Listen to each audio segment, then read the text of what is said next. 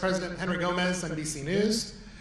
President Trump this week said that ICE has made some mistakes. I'm curious what steps the administration is taking to rectify those, and do you think your presence in Minneapolis today will calm the tensions there? Well, certainly one of my goals is to calm the tensions, to talk to people, to try to understand what we can do better.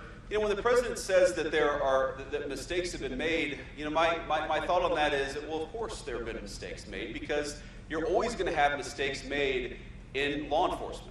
I mean, we all know this. Probably every single person in this room knows a police officer. 99% of our police officers, probably more than that, are doing everything right. Some people are going to make mistakes. That's the nature of law enforcement. But the number one way where we can lower the mistakes that are happening, at least with our immigration enforcement, is to have local jurisdictions that are cooperating with us. There are some very basic things that would make Minneapolis look Memphis, Tennessee, a blue city where you do not have this chaos in immigration enforcement because the local police and the local authorities are cooperating with us.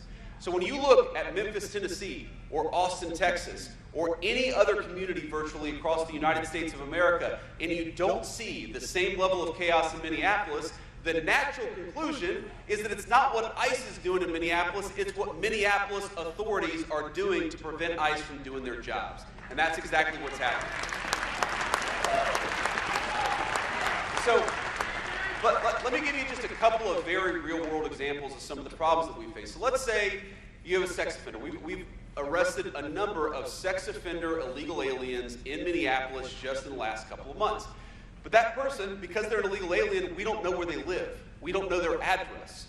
If local authorities were cooperating with us, it would be easier to send an ICE agent to the person's house to arrest them, to have local law enforcement protecting our immigration officers. They throw the sex offender in the back of a car, deport that person, throw them in jail, whatever, and then they go home safely to their families. That's not what's happening. What's happening instead is that the Minneapolis authorities are refusing to tell us where that sex offender lives.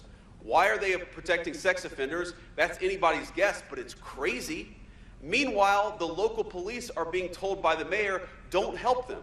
So if there are protests, and there are people trying to not just protest, but interfere with what ICE is doing, we don't have the support of local law enforcement to keep the peace. So when I talk about lowering the temperature, those are the two things that we want those local authorities to do. Help us find sex offenders and get them out of their community. And again, this is bonkers.